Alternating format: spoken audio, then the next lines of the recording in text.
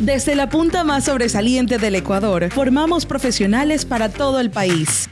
Los programas de maestría de la Universidad Estatal Península de Santa Elena UPCE están disponibles para ti estés donde estés. Maestrías de calidad, docentes de primer nivel y modalidades que se adaptan a tu ritmo de vida. Ingresa a www.upce.edu.es/posgrado. Síguenos como @posgradoupce. Posgrado UPCE, crece sin límites.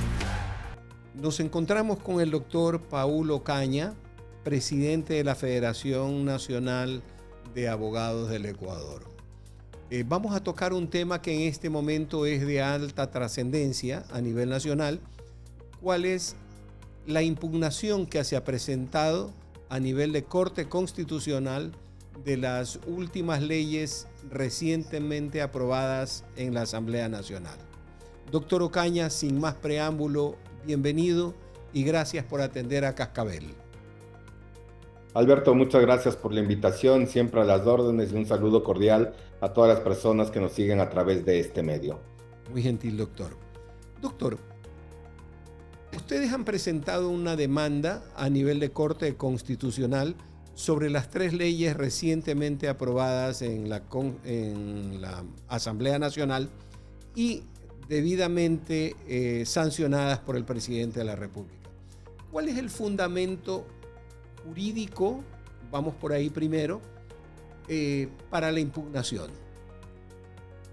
Alberto, primero quiero hacer una precisión, y es que presentamos una demanda de inconstitucionalidad en contra de la Ley de Solidaridad Nacional. Estamos trabajando en las otras 2 demandas de inconstitucionalidad en contra de las otras 2 leyes. Dicho esto, en efecto, presentamos nosotros porque consideramos que existen inconstitucionalidades de forma y de fondo. ¿A qué me refiero con ello, Alberto? Las inconstitucionalidades de forma tienen que ver con 2 cosas. Una, que no hay unidad de materia. Es decir, en dicha Ley de Solidaridad Nacional hacen relación a normativas: 1, Código Orgánico Integral Penal; 2, temas tributarios; y 3, seguridad pública. Es decir, no contienen una sola materia, que es lo que establece tanto el artículo 135, 136 y 140 de la Constitución de la República.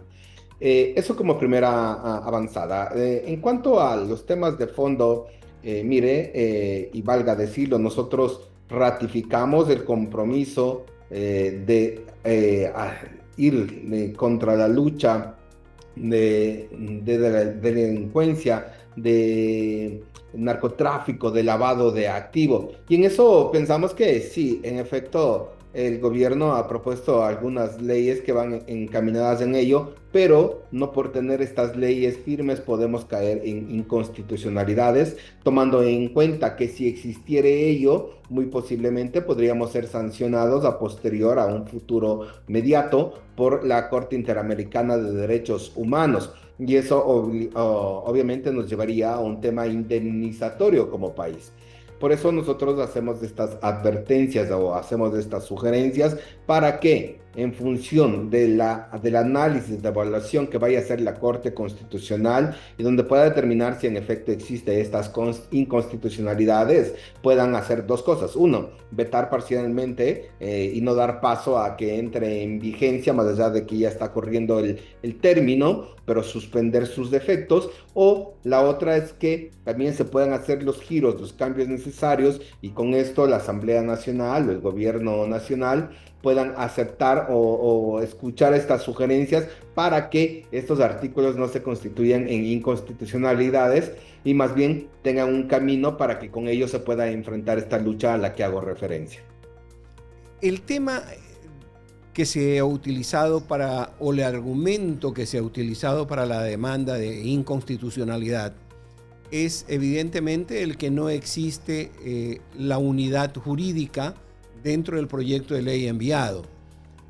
Pero aquí abstraigo mi condición de abogado y pregunto, ¿la forma justifica realmente tumbarse una ley que podría servir? No digo que ya sirve, porque el resultado de una ley se lo ve en el tiempo, pero justifica realmente el que se baje esta ley por una cuestión de forma. Considero que sí, Alberto, tomando en cuenta que al ser la Constitución la norma madre, la norma suprema, nos puede determinar que se han realizado algunos actos que puedan llevar a la inconstitucionalidad, y eso obviamente va a reflejar a posterior que puedan ser reclamados vía daños y perjuicios o vía indemnizatoria al Estado ecuatoriano. Más allá de que estas inconstitucionalidades de forma a la que hago referencia son una parte visible o viable para presentar una aplicación de norma. Pero no por ello tampoco debo indicar que no existen inconstitucionalidades de fondo, que también lo hemos tratado nosotros en dicha demanda. De hecho, consideramos que estas demandas o estas inconstitucionalidades de fondo sí cae o sí va en contra de norma que ya se está ventilando o que ya tenemos nosotros en nuestro país. Como por ejemplo que, Alberto, se está hablando sobre la prisión preventiva, que ya me voy a referir a ello, y otra también el tema de que exista posibilidades dentro del Código Orgánico Integral Penal a ciertas reformas procesales, y una que es más latente, que es el indulto anticipado. Ahora, voy a regresar una por una. Mire, Alberto, en el tema de prisión preventiva, nosotros ya tenemos en nuestra normativa el artículo 534, que hace relación a la prisión preventiva, donde da 4 numerales o 4 requisitos para que se ordene la prisión preventiva. Y allí, sobre todo en el numeral 3, nos hace relación a estándares que debe reunir, estándares dispuestos por la Corte Interamericana de Derechos Humanos, que hacen relación a la racionalidad, proporcionalidad y necesidad. Dicho esto, si es que nosotros presentamos, como en efecto ya está, una nueva normativa, el 534.1, que nos indica que la prisión preventiva deberá ser útil y eficaz, nos dice algunos tipos penales. Esto quiere decir que se va a constituir en una generalidad, tomando en cuenta que la prisión preventiva debe ser en casos extremos y en que de una u otra manera no se pueda asegurar la inmediación de quien está siendo procesado. Pero, doctor, en esta parte permítame hacer un pequeño alto. La prisión preventiva se ha obviado normalmente dentro de los últimos años, dentro de una serie de procesos en los que, por ejemplo, se ha encontrado la realización infragante de un delito, en donde la prisión preventiva debería de ser prácticamente obligatoria, pero los jueces la han obviado. En esa parte, al endurecer las condiciones de la prisión preventiva, lo que se estaría dando es una respuesta lógica, natural a un defecto de proceso. Considero que no, porque si bien es cierto, sería una respuesta lógica, natural, pero debe ser jurídica y apegada a derechos constitucionales, y a eso me voy a referir. ¿Qué pasa si es que nosotros tenemos un abuso desmedido de la prisión preventiva? Vamos a ser sancionados por la Corte Interamericana de Derechos Humanos, como en efecto ya hemos sido sancionados. El Ecuador ha sido uno de los países que más ha sido sancionado por el abuso de la prisión preventiva. Pero vamos un poco más atrás. Para que se ordene una prisión preventiva, tomando en cuenta el sistema adversarial en el que se encuentra nuestro país, en el cual el titular de la acción penal es Fiscalía, y de él va a depender casi en un 90% esta orden de prisión. ¿Por qué lo digo ello? Porque no solo que hay que sustentar estos 4 requisitos de los que he hecho referencia, que están en los numerales 1 al 4 del 534 del Código Orgánico Integral Penal, sino que además debe contar con elementos de convicción y estos elementos de convicción que tienen que hacer relación con indicios y evidencias que pueda tener.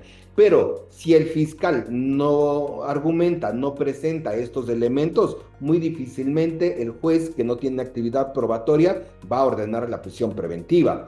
Es decir, muchas veces en un malentendido nosotros interpretamos que el juez es quien decide si se da o no se da la prisión preventiva bajo su propia lógica, y no es así, sino que debe estar sustentado por la fundamentación que haga Fiscalía, y en función de ello va a ser la motivación. ¿Qué quiero decir con esto, Alberto? que indudablemente, se va a ordenar una prisión preventiva si es que tengo bien fundamentado, por un lado, los requisitos, y por otro cuento con los elementos válidos de cargo para determinar el cometimiento de un delito. Ahora, también hemos escuchado y sabemos que muchas veces en ciertos procesos no se ha ordenado la prisión preventiva, a pesar de que ha sido debidamente fundamentado por fiscal, que se han presentado los elementos de cargo sobre indicios y evidencias. Entonces, ahí debería entrar el trabajo del Consejo de la Judicatura, junto con la Contraloría General del Estado, junto con la UAFE, para que se pueda determinar que ese juez, ¿no es cierto?, quien ordenó las medidas alternativas de la prisión preventiva, a pesar de contar con todo, lo hizo por una razón económica. ¿Y cómo se lo hace eso? Se determina cuánto es el incremento del patrimonio que pueda tener, y con eso, si está o no está justificado. Si no está justificado, iniciar las acciones penales, la indagación previa a través de la denuncia de enriquecimiento ilícito no justificado. Más o menos conociendo, dentro de lo poco que tramité yo o transité dentro del campo penal, es muy difícil que el juez se deje coger recibiendo dinero. Debería más bien, pienso yo, de que nosotros los abogados deberíamos es de simple y llanamente tramitar la queja por el error cometido. En este caso viene a ser un error de fondo, un error sustancial, que pese a que existe la acusación y las pruebas, no accionó el juez. Entonces, no se necesita ni siquiera la prueba de la coima. No, y más que eso, mi querido Alberto, hay una cosa clarísima, que como ahora estamos ya muy tecnificados en el tema, ¿no es cierto?, se puede hacer esa corroboración del dinero que recibe, no solo en las cuentas bancarias, sino que los gastos que van generando. Es decir, yo, Paulo Cañas, soy juez, recibo $5,000 mensuales como sueldo, quiere decir que debo recibir en el año 60,000 y en los 2 años 120,000. ¿Por qué los 2 años? Porque cada 2 años el Consejo de la Judicatura debería hacer estas evaluaciones. Pero en efecto, yo he recibido el dinero en otra cuenta, pero tengo el uso de mi tarjeta de crédito, que es la forma de ir gastando ese dinero mal habido. Pero lo que yo recibo en tarjetas de crédito versus lo que yo pago mensualmente en mis tarjetas de crédito no corresponde a lo que dice mi sueldo. Entonces allí se puede reflejar que existe un dinero mal habido. Por eso es la ruta del dinero. Con esto se hace una triangulación de todo el dinero que yo pago, que yo recibo, y si esto corresponde o no corresponde al salario. Y con ello considero yo que tranquilamente se va a poder determinar si en efecto he tenido actos de corrupción. La gente también se va a poder decir, Alberto, pero sí, pero puedo tener testaferros. Pero por supuesto, pero para que yo tenga un testaferro llamado Perico de los Palotes, esta persona también debe justificar lo mismo, y este es el trabajo que se hace a través de la UAFE, y con ello se puede determinar si es que yo he recibido,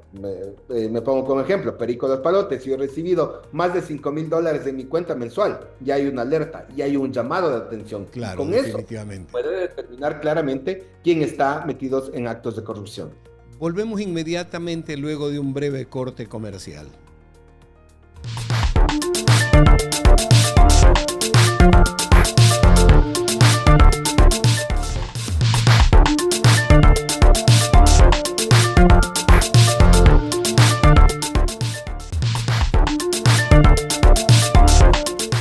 Estudia una maestría en la Universidad Estatal Península de Santa Elena, UPCE. Elige entre 25 programas de posgrado diseñados para profesionales como tú. Aprovecha hasta un 50% de descuento en matrícula y transforma tu futuro. Excelencia académica, docentes expertos y modalidades que se adaptan a tu ritmo de vida. Síguenos en redes sociales como @posgradoupce. Ingresa a www.upce.edu.es/posgrado. Posgrado UPCE. Crece sin límites.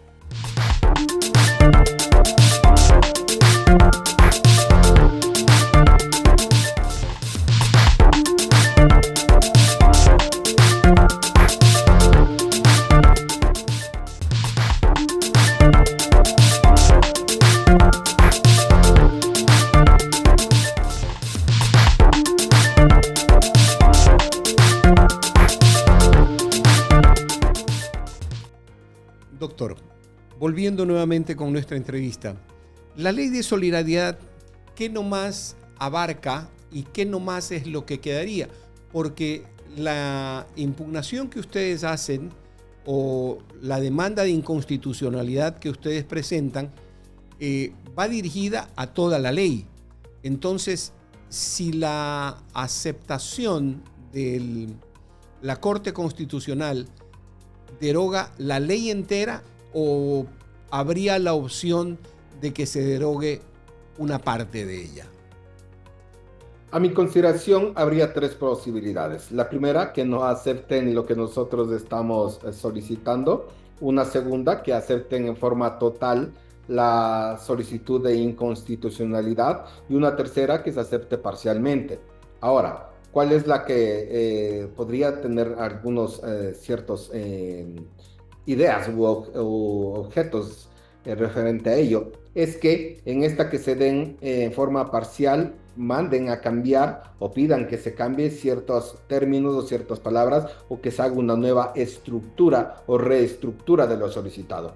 Considero yo, mi querido Alberto, que la intención del gobierno, así como de la Asamblea, es positiva para esta lucha, este combate que tenemos contra el narcotráfico, lavado de activos, estructuras criminales, etcétera. Pero pienso que se podría corregir de mejor manera. Y no es que lo decimos solo ahora que ya está presentada la ley, sino que debo indicar que nosotros con anterioridad ya habíamos presentado un oficio al presidente de la Asamblea Nacional pidiéndole que nos dé posibilidad de ser escuchados y poder dar nuestros argumentos de por qué consideramos que es inconstitucional. Lamentablemente no tuvimos respuesta. De hecho, previo a que se ratifique o se confirme ya esta ley, nosotros enviamos un correo electrónico, un oficio, perdón, a todos los correos electrónicos de todos los asambleístas, indicándole cuáles eran nuestras sugerencias. Entonces considero yo que la Asamblea Nacional nos podría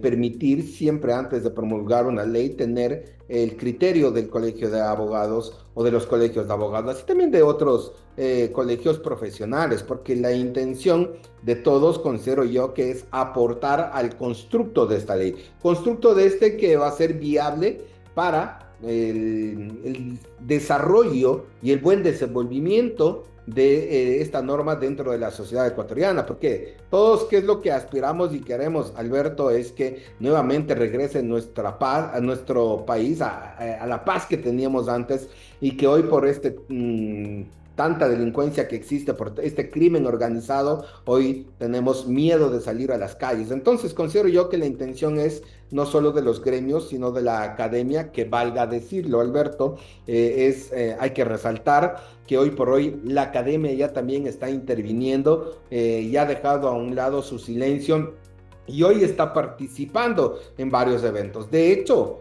lo que ha pasado, y pongo como ejemplo, cuando se estaba haciendo el reglamento para el concurso del Fiscal General de la Nación, nosotros presentamos, como Federación Nacional de Abogados del Ecuador, presentamos algunas sugerencias que en principio no fuimos escuchados, no fuimos aceptados, o pensaban que teníamos cierto tinte de apoyo a ciertos profesionales para que se presenten dentro del concurso, pero que una vez que insistimos, luego de que insistimos, fui recibido por el Pleno del Consejo de Participación, di los argumentos jurídicos válidos de por qué debería haber esta reforma en el concurso del Fiscal General, y en buena hora fuimos aceptados en un 85-90% de nuestras sugerencias fueron aceptadas, y hoy por hoy tenemos este reglamento que ya es más viable, que no va a tener limitaciones a derechos constitucionales y que de una u otra manera va a permitir que el concurso vaya en mejor forma para finalmente designar al mejor fiscal o la mejor fiscal general de la nación. En el mismo sentido, considero yo que la Asamblea podía escucharnos, puesto que, insisto, nuestra idea no es confrontativa con el gobierno o con la Asamblea, sino más bien es de apoyar y sugerir para que las normas sean más viables. La ley de solidaridad, que también va a ser el tema mediante el que se impugnaría las otras dos leyes, implica de que se está diciendo que la ley, al no tocar con unidad de materia, se vuelve inconstitucional. Esa inconstitucionalidad que se plantea es una inconstitucionalidad que nace de la forma, pero termina en el fondo. En el caso de que la Corte Constitucional reconozca la demanda de la Federación de Abogados y dejar sin efecto la totalidad de la ley, ¿cómo se podría trabajar de la mano entre el gobierno, la Asamblea y la Federación a efectos de generar una ley que vaya a proteger los mismos principios, pero de modo urgente?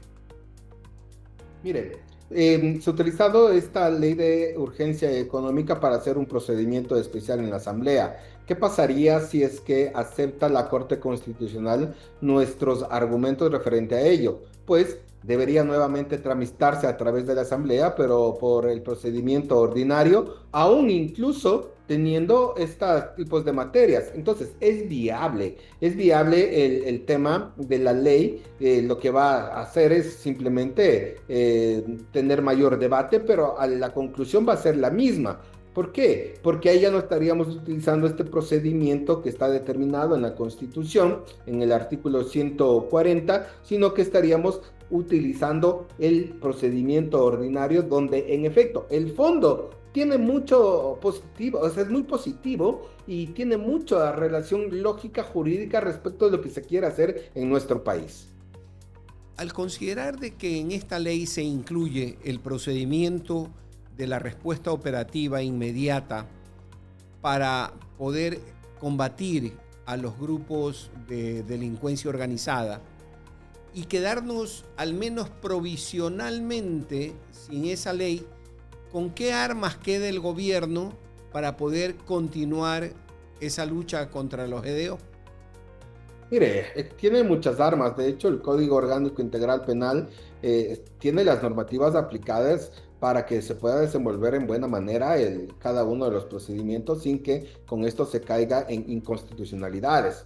La lucha contra el crimen organizado, si bien es cierto, está llevándolo a cabo el presidente de la República, la Asamblea a través de la promulgación de leyes, y también considero yo que los administradores de justicia, llámese jueces o fiscales, también lo están haciendo en buena manera, porque no se puede determinar que los actos de corrupción sean la generalidad en el sistema judicial, sino más bien son casos específicos que lamentablemente van abrigando o van llevando como que fuera una generalidad de todos los jueces. Considero yo que en este momento crucial en el que nos encontramos, como la situación jurídica del sistema judicial en el país, ha hecho que todos los actores sociales, actores civiles, como Corte Nacional de Justicia, el Consejo de la Judicatura, los gremios, la academia, se una con un solo objetivo, y este objetivo es dar ideas, dar luces para construcción de normas que sean aplicables, más allá de las que ya tenemos en nuestro Código Orgánico Integral Penal y que considero yo son viables para hacer esta lucha contra el narcotráfico, y también que es viable este trabajo por parte del Consejo de la Judicatura, por parte de la Contraloría General del Estado, el SRI, la UAFE, que todos en conjunto podamos tener una sola dirección. Pero para ello es primordial e importante que tengamos estos conversatorios, estas ideas, para poder entre todos ir contribuyendo.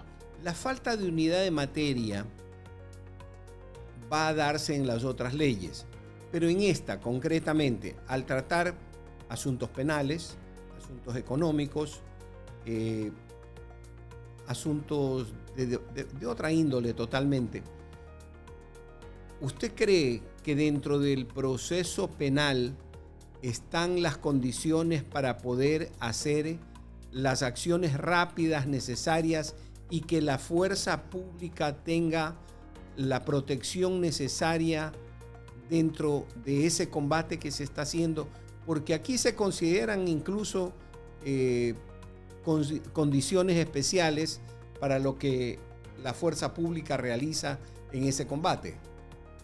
Mire, lo que pasa es que, como le indico, Alberto, la norma está allí, ¿no es cierto? Nosotros tenemos el Código Orgánico Integral Penal por un lado, que es el que va a poner limitación dentro de las conductas que se pueda tener dentro de nuestra sociedad, me refiero a conductas penalmente relevantes, pero también tenemos la ley del uso progresivo del arma. ¿Esto qué quiere decir, Alberto? Y lamentablemente considero yo que no ha sido debidamente socializado a las fuerzas del orden, llámense policía y militares. ¿Por qué?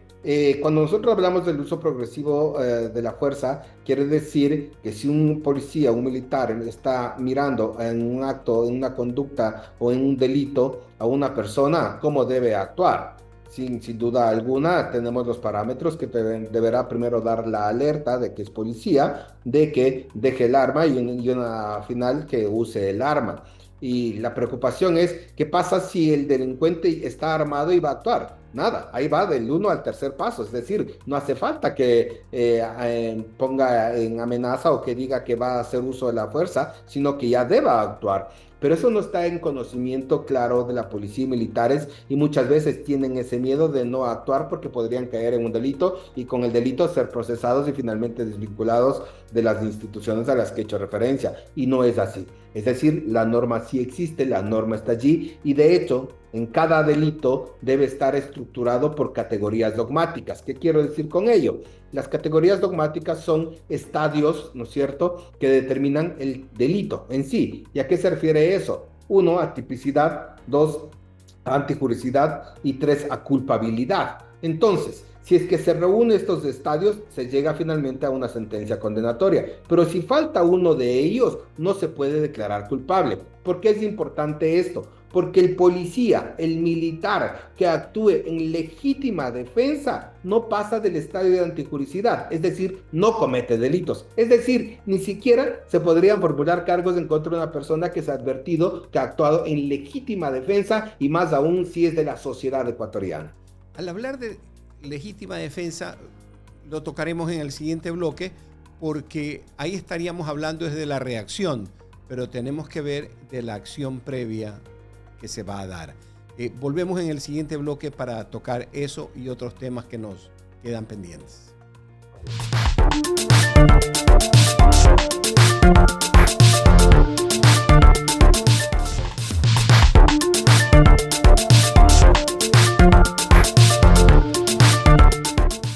Desde la punta más sobresaliente del Ecuador, formamos profesionales para todo el país. Los programas de maestría de la Universidad Estatal Península de Santa Elena UPCE están disponibles para ti, estés donde estés. Maestrías de calidad, docentes de primer nivel y modalidades que se adaptan a tu ritmo de vida. Ingresa a www.upce.edu.es/posgrado. Síguenos como @posgradoupce. Posgrado UPCE, crece sin límites.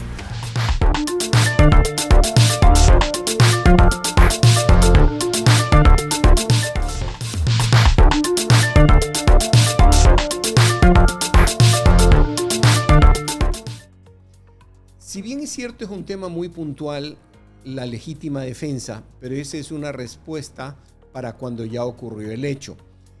Hemos tocado a lo largo de esta entrevista incluso el temor de las fuerzas del orden de participar porque no se sienten respaldados. Eso ha ocurrido permanentemente.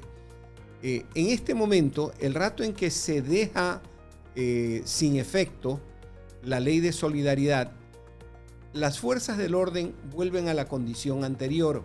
Esto es, ya no van a tener ese respaldo de ley de poder actuar. No estamos hablando de responder, estamos hablando de actuar. ¿De qué manera cree usted de que las fuerzas del orden podrían actuar sin ningún problema y sin ningún temor de que van a tener consecuencias de las cuales van a tener que salir jurídicamente buscando un defensor, teniendo una defensa, implicando eso el gasto de su propio peculio, porque ya se ha visto de que el Estado no se preocupa de la defensa de los miembros de las fuerzas del orden?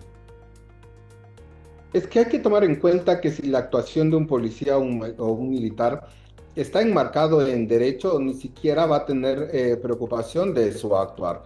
¿Por qué? Como le he indicado, y existen algunos ejemplos dentro de nuestra legislación en el que obviamente ha sido detenido el policía o militar quien ha optado en legítima defensa o en protección de los derechos de la sociedad. Ha sido llevado a ciertas instituciones o establecimientos donde está ubicado la Fiscalía y unidades judiciales para iniciar la formulación de cargos. Pero una vez revisado que este actuar ha sido bajo legítima defensa, ni siquiera se inicia la formulación de cargos.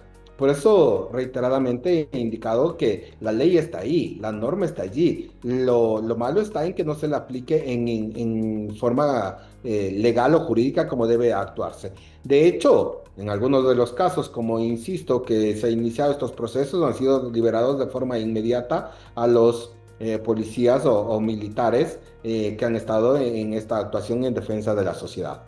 Algunas personas afirman de que este accionar de la Federación Nacional de Abogados tiene un trasfondo político. ¿Podríamos desmentirlos directamente en que hay una acción política a través de la Federación? Sí, en efecto, de hecho, me han comentado, me han preguntado cuál es mi dirección política. Mi dirección política dentro de lo que nosotros actuamos no la tenemos, es decir, nosotros solo nos presentamos en función jurídica. Si usted me pregunta a mí, aspiraciones políticas, ninguna, aspiraciones para carrera judicial, ninguna, aspiraciones para carrera fiscal general, tampoco he desechado esa idea y más bien siempre mi actuar es bajo el criterio jurídico que es el que corresponde. Es decir, no hay un trasfondo político dentro de ello, sino más bien nosotros hemos propuesto, incluso como le decía a la Asamblea Nacional, ser aporte para ellos, para tener un mejor constructo de la norma que se va a presentar y con ello las sugerencias que nosotros podamos aportar dentro de ello va a ir en beneficio, en pro de la sociedad ecuatoriana y que se lo hace a través de la Asamblea. ¿Qué respuesta tuvo de la Asamblea cuando usted planteó de que la Federación Nacional de Abogados, que es el órgano que a mí me parece el más apropiado para poder dar auxilio en la creación y formación de leyes? Ninguna, no tuvimos ninguna respuesta, a pesar de que hemos insistido por 2 ocasiones, no tuvimos ninguna respuesta referente a ello y es por eso que al mirar que no teníamos respuesta, nos tocó enviar o tuvimos que enviar vía correo electrónico las sugerencias que nosotros estábamos participando de la ley de solidaridad nacional. Haciendo eco de lo que se acostumbra en el país, que normalmente se hace lobby para poder llegar a las altas autoridades, lo cual no debería de ser así, pero bueno, aceptemos de que ese es el medio. ¿Ustedes no tienen cercanía con asambleístas que sean colegas o afines a la necesidad de poderse instruir previamente antes de entrar al conocimiento del análisis de una ley? Sí, Alberto, de hecho, en mi caso particular, tengo cierta relación académica de amistad con algunos asambleístas de uno y de otro bando, ¿no? Y de hecho, en un evento académico hace 2 semanas que pude estar con 2 asambleístas, la señorita Rosy Torres y también con el asambleísta Esteban Torres, donde intercambiamos algunas ideas y quedamos, de hecho, que iban a invitarme al pleno de la Comisión de Justicia para poder revisar sobre el Código Orgánico de la Función Judicial, cuáles eran nuestras ideas o sugerencias. ¿Por qué? Porque sin duda alguna esta posibilidad de regulación de los abogados se nos quitó a raíz de la reforma que hicieron en el 2009 del Código Orgánico de la Función Judicial, donde quitaron las atribuciones que tenían los tribunales de honor de los diferentes colegios. Atribución esta que considero yo que debería regresar, tomando en cuenta que podríamos nosotros sancionar a nuestros pares, más aún cuando los abogados en libre ejercicio que no reciben $1 por parte del Estado debería poder ser sancionados por estos tribunales de honor. Primera cosa. Segundo, valga decirlo que lamentablemente hoy por hoy existe en forma abusiva la entrega de títulos por parte de las universidades de nuestro país, donde incluso se pueden titular en 18 meses una vez que se haya acreditado experiencia laboral en el campo jurídico, lo cual raya en lo ilógico, tomando en cuenta que en esta profesión de abogado no se la puede tener en 18 meses.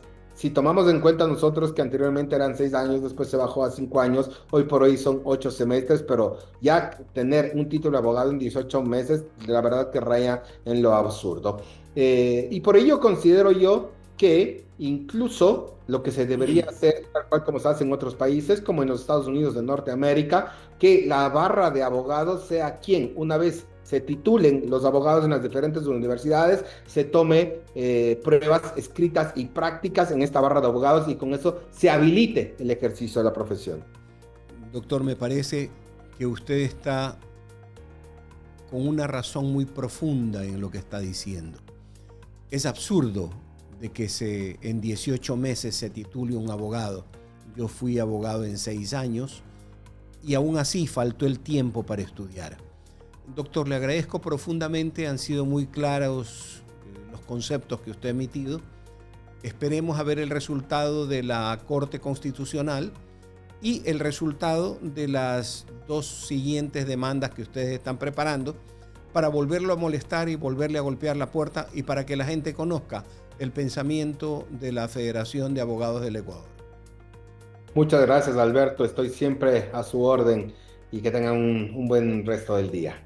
Estuvo con nosotros el doctor Paulo Caña, presidente de la Federación Nacional de Abogados del Ecuador. Gracias, se despide Alberto Franco, no sin dejarles el mensaje de que véannos en nuestras redes, síganos en nuestras redes. Esta entrevista completa la pueden tener en YouTube. Cuando la vean, activen el sonido de la campanita y síganos para tener permanentemente nuestra presencia en sus redes para llevarles las noticias y entrevistas de última hora con periodismo totalmente profesional. Gracias.